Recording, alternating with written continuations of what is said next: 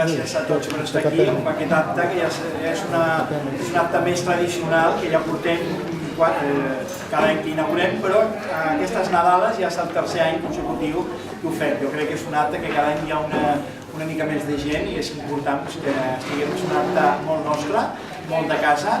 Agraïm al conseller de Cultura, l'amic Eugeni Rodoreda, que sempre ens vol acompanyar, encara que sigui amb aquests petits actes. Jo donaria per encendir la llum, inauguraria el pessebre, que el Manel Feliu, jo faria un fort aplaudiment.